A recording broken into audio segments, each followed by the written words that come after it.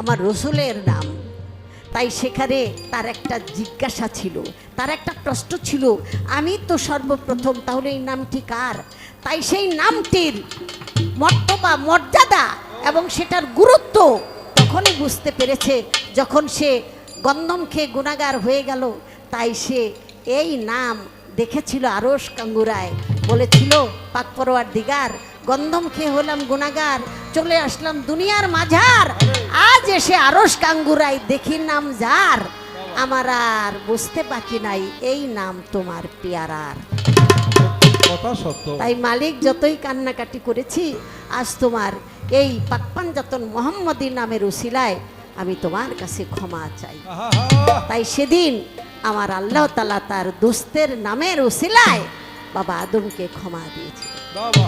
আর সেই পাকপাঞ্জাতনের রূপের ছটা দেখতে চেয়েছিলেন, সেখানে বলা হয়েছিল যে আপনি আপনার বৃদ্ধাঙ্গুলির দিকে একবার নজরে তাকান, সাথে সাথে বৃদ্ধাঙ্গুলির মধ্যে সেই মোহাম্মদী নূরের ঝলক এবং পাকপাঞ্জাতনের যেই মহান সুরত সেইটা দেখা হয়েছিল।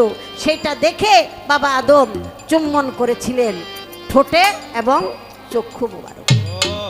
আজ পর্যন্ত আমরা যারা সে আদমের সন্তান, মানব কুলে এসে আদমের আওলাদ, এজন্য বলা হয়েছে যে লা ইলাহা ইল্লাল্লাহ মুহাম্মাদুর রাসূলুল্লাহ। রাসূলুল্লাহ বলার সাথে সাথে সাল্লাল্লাহু আলাইহি সাল্লাম, তুমি যদি সেই রসুলের নামের প্রতি সম্মান প্রদর্শন করো, এই উসিলায় আল্লাহ তাআলা তোমাকে নাজাত দান। আমি কথাটা বলার চেষ্টা করলাম। আমার দয়াল নবী আদমের মধ্যে নূর আকারে ছিলেন বলেই দুনিয়ার মধ্যে আদম আবাদ করতে পেরেছে, মানব বাগান তার দ্বারা বৃদ্ধি হয়েছে। আমি একটু কাইটটা সাইটটা বাইটটা করে দিব, কারণ আমি যদি একেবারে সেই চুলচেরা হিসাব করে কথা বলতে যাই, তাহলে আমি যে দাঁড়াইছি আমার মনে হয় ফজর পর্যন্ত আমারই গাওয়া লাগবে।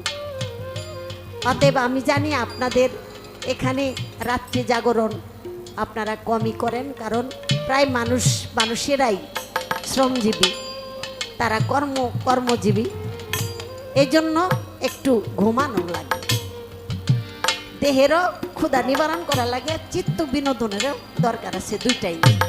তো আমি শর্টকাটে বলার চেষ্টা করব।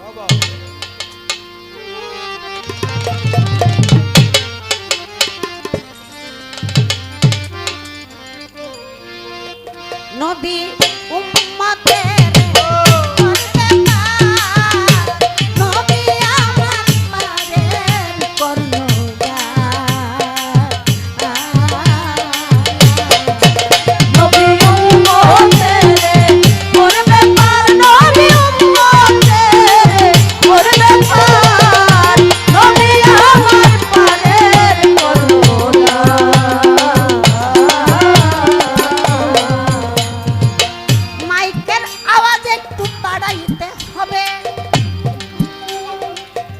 আওয়াজটা কমে গেছে, দেখলাম একটু ভেবে, কাছাকাছি থাকতে হবে ওরে গুণের ভাই, মাইক ছাড়া বর্তমানে আমগো শক্তি নাই, আওয়াজখানি একটু করে মিষ্টি দেন বানাইয়া, তা হইলে মজা লাগবে বিচার গান গাহিয়া, একটু শুনে না সমাজ ওরে যেইভাবে বলছে কথা গো, ওরে জবাব দিব পরিষ্কার, আমার প্রেম করো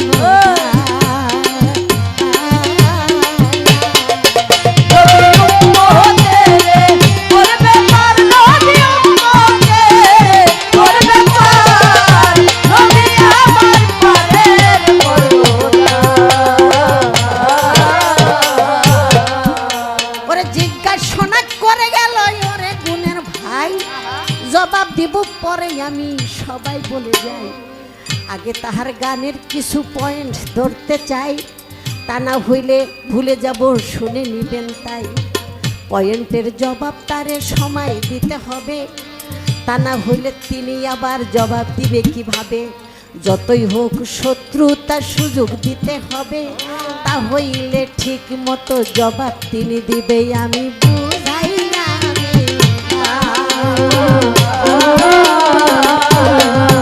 তাহার প্রতিটি কথায় আছে মজা গো। ওরে ধন্যবাদ দেই মানে আমার পায়ের কর্ণধার।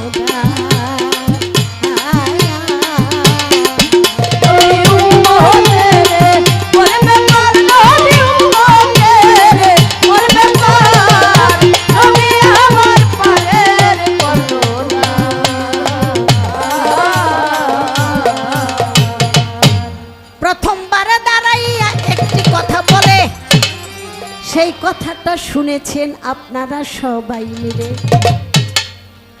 আমার দয়াল নবী গায়ের জুব্বা পাগল ওয়াশ করণীকে করলেন দান। যখন নাকি ওই জুব্বা খানা পান, জুব্বা খানি হাতে নিয়া মাওলাই আলী হযরত ওমর কাজীরে জিগায়, আমার বন্ধু কেমন আছে বলেন গো আমায়। বন্ধু আমার কেমন আছে বলেন খুলে।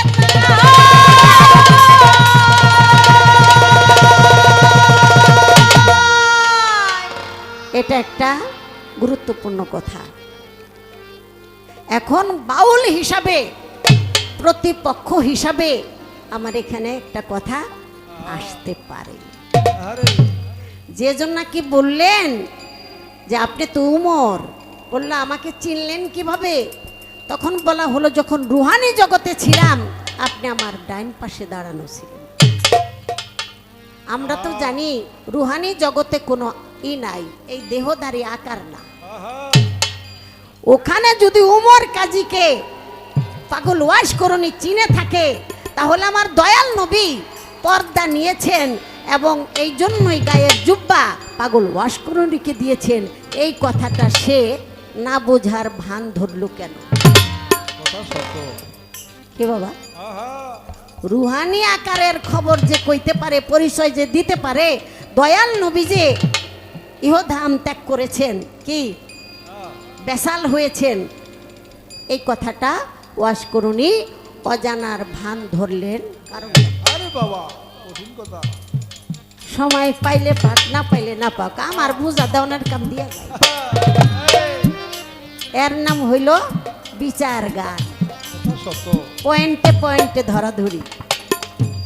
এই গানগুলি হয়তো 40-50 বছর আগে, এখন তার তা লাগে না বাবা। কয়েকখান গান সুর দিয়া বাক্কা দিয়া গাইতে পারলে ব্যাস। মানুষ এখন আর অত কষ্ট করে বিচার গান শুনতে চায় না।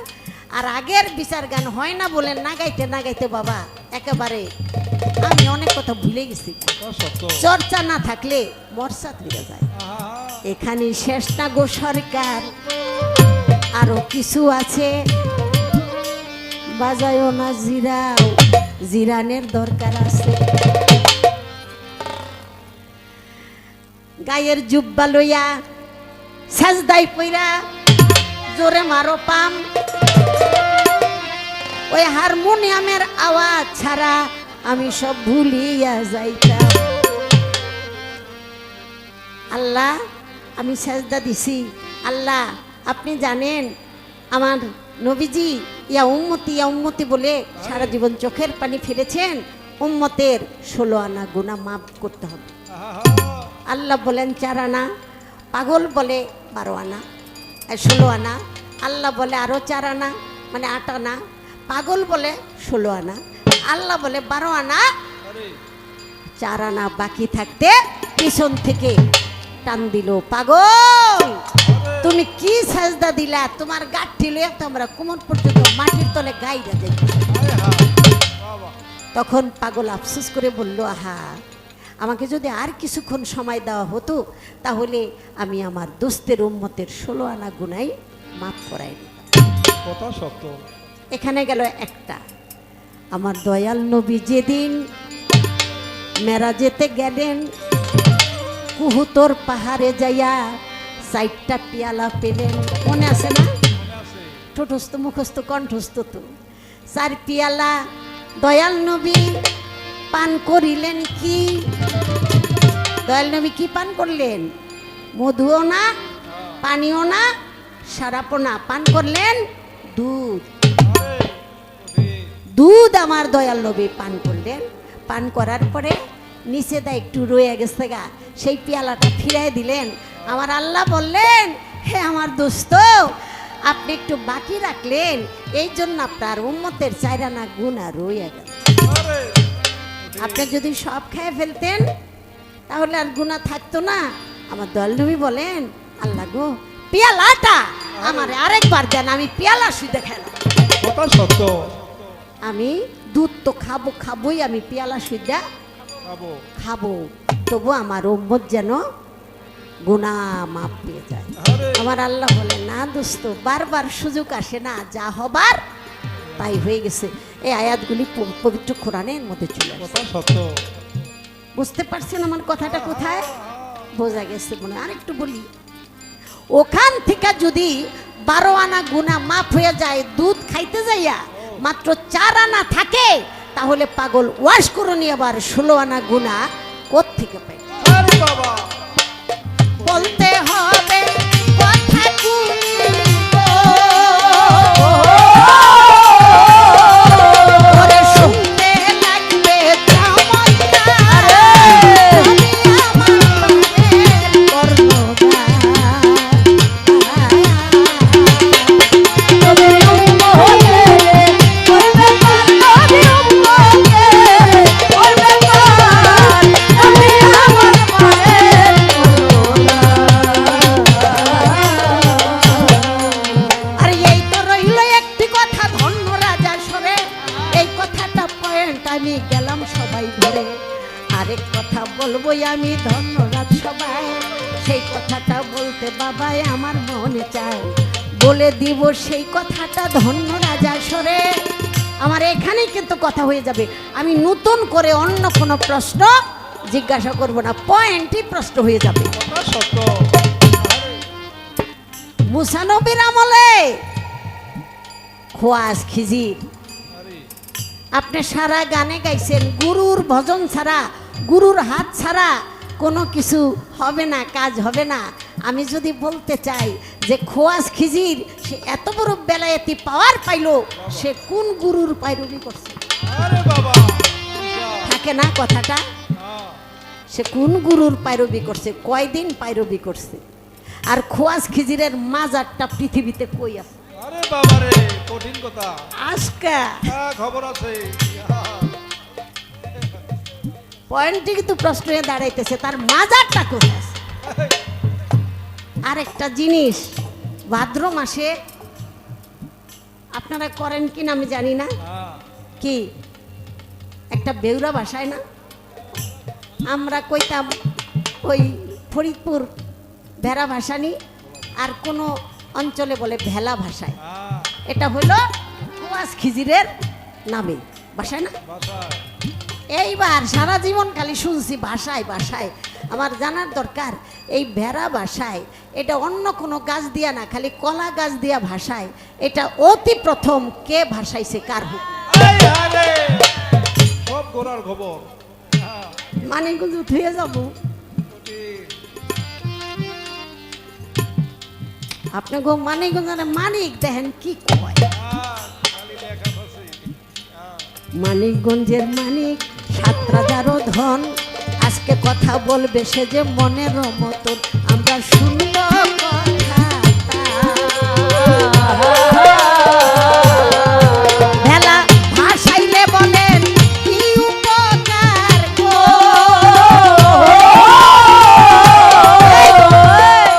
কিছু দুষ্টু ফোলাপান আছে না, আছে আছে। আছে কিছু দুষ্ট পোলাপানে ডুব দিয়া যাইয়া বা যা ভোগ টোক দেয়, পেট ভরে খাইয়া লাই। আরে হ্যাঁ, আবার যারা দরকার, যারা ভোগ খাইয়া লাই, অগো কোনো গ্যাঞ্জাম বাজে কিনা, আরে বাবা রে বাবা। এটার কোনো দলিল টলিল আপনার কাছে আছে কিনা? যদি থাকে তাহলে এই সমস্ত কিছু কইয়া। আরে বাবা, বাকি তো বহুতই শুনছি, আজকে নগদ কিছু দেখা যায়, তাহলে সে আমরা বুঝতে পারবো। ওরে দেখি সরকার কেমন করে গো, ওরে শুনব কথা সবার মাঝে, আমার মনের বর্ণনা।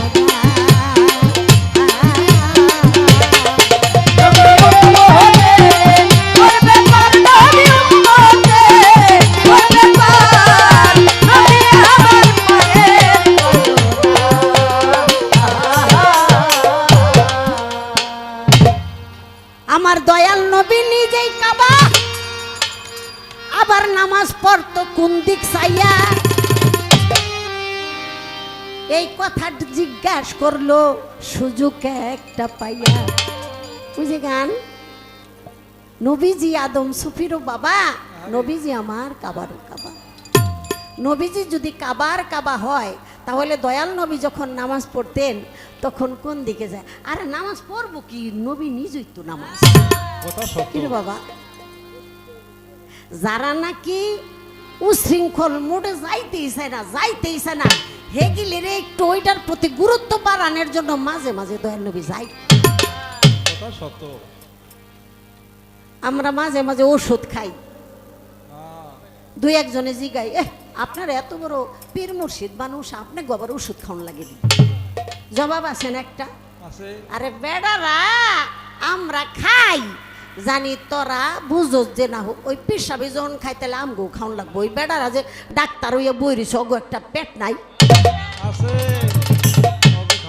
তাহলে আমার দয়াল নবী মাঝে মাঝে যে নামাজ পড়ছে, এটা নামাজ ওই নিজে পড়ার জন্য না, অগো পড়ানোর জন্য। দয়াল নবী উপস্থিত, দয়াল নবীরে দেখলেই তো নামাজ হয়ে গেল। আমার রজ্জব বাবাজি লিখছে না, হ্যাঁ, বসে ধ্যানে দিলের টানে দূরের বস্তু সামনে কর, স্বচক্ষে দেখে শুনে দিল হুজুরি নামাজ। যেই কালবের মধ্যে হুজুর নাই, হুজুর কে? হুজুর যার কালবের মধ্যে হাজিরা নাই, উপস্থিত নাই, সেই কালবের ডাক আল্লাহর দরবারে কবুল হয় না। সেই হুজুরকে, ওই যে একটু আগে বলছি, হুজুর সেই নূর, নূরে মোহাম্মদী, সেই আমার এই অন্তরের মধ্যে ইমামতি করতেছে। এর বেশি বলার আমার আর দরকার নাই, কিন্তু বাহ্যিক ভাবে পবিত্র কোরআনের মধ্যেই আল্লাহ বলেছেন, প্রথম কিন্তু নামাজ যখন ফরজ হইল কোন দিকে ছিল বাবা? কেবলাটা জানা আছে না? ওই যে জেরুজালিম, যেখানে যুদ্ধ চলতেছে, জেরুজালিম বাইতুল মুকাদ্দাস, নাকি বাইতুল মুকাদ্দাস ছিল প্রথম কাবা। যেই বাইতুল মুকাদ্দাসে আমার দয়াল নবী মেরাজের রজনীতে গিয়েছিলেন, ওখানে আমার দয়াল নবী 3 রাকাত নামাজ আদায় করেছিলেন। কাদের জন্য? যত পয়গাম্বরদের, নবী রসুল পয়গাম্বরদের রুহানি, যত অলিয়া উলিয়াদের রুহানি 2 রাকাত পড়ার পরে সেজদায় যাবেন। এর মধ্যে আমার আল্লাহ বললেন, পেয়ারা হাবিব, আমার ফেরেশতারাও চায় আপনার ইমামতিতে তারাও যেন 1 রাকাত নামাজ পড়তে পারে। তাই সেখানে আবার কানে স্পর্শ করে আবার আমরা কেউ সূরা ইখলাস আবার পাঠ করি। এই নামাজের কি নাম বাবা? এই নামাজটার নাম হলো বেতের। এশার নামাজের পরে পড়া লাগে বেতের নামাজ। সেদিন বাইতুল মুকাদ্দাসে আমার দয়াল নবী পড়েছিলেন। সেখানে আমার দয়াল নবীকে আল্লাহ তাআলা ইমামুল মুত্তাকিন, ইমামুল মুরসালিন, রাহমাতুল লিল আলামিন, এই 3টি উপাধি সেদিন আমার দয়াল নবীকে দিয়েছিলেন। তো একদিন সেই বাইতুল মুকাদ্দাসের দিকে যখন নামাজ পড়তেছেন, হঠাৎ করে আমার দয়াল নবী উপরের দিকে তাকান। আমার আল্লাহ বলেন, আমার দোস্ত, আপনি হবেন না ব্যস্ত, আমি বুঝি সমস্ত, আপনি উপর দিকে কেন তাকাচ্ছেন? আপনি চাচ্ছেন আপনার জন্মভূমি কাবাকে যেন আমি কেবলা করি, আপনার জন্মভূমি কাবাকে যেন, মক্কা কাবাকে যেন আমি কেবলা করি। তাই আমার দোস্ত যা চায় আমি তাই দিই। আপনি ঘুরুন, আপনি এইবার কাবাকে কেবলা করে সালাত কায়েম করুন এবং সবাইকে বলে দিন। সেখানে 2টা দল হয়ে গেল। একটা দল আমার রসুলের এই বাক্যটা মানলো, আর একটা দল মানলো না। এগুলি এজিদের পন্থী হয়ে গেল। কথা সত্য। রসুলের চেয়ে, আমার রসুলের বাণী আদেশের চেয়ে কেউ যদি ওই মুহূর্তে খোদাকে বেশি গুরুত্ব দেয়, তাহলে আল্লাহ তার প্রতি সন্তুষ্ট হয়। কথা সত্য। আমার আল্লাহ বলেছেন, আমার রসুল যার প্রতি খুশি আমি তার প্রতি খুশি থাকি। আমার রসুল কারো প্রতি বেজার থাকলে আমি তার প্রতি বেজার। কারণ যারে সৃষ্টি না করলে আমি কিছুই তৈরি করতাম না। সাথে সাথে ওই মসজিদের নাম হলো কেবলায়ে তাইম। আমরা যখন মক্কা মদিনায় গিয়েছি তখন ওই মসজিদে 2 রাকাত নামাজ পড়া লাগে। ওখানে 2টা মেহরাব, আগে একটা মেহরাব ছিল ইমামের জায়গায়, আর যখন নাকি কাবা কেবলা হয়ে গেল তখন আবার ওই কাবার দিকে আরেকটা মেহরাব। কথা সত্য। তাহলে এটার দলিল, এটা শুধু হাদিস না, এটা পবিত্র কোরআনের মধ্যে আছে।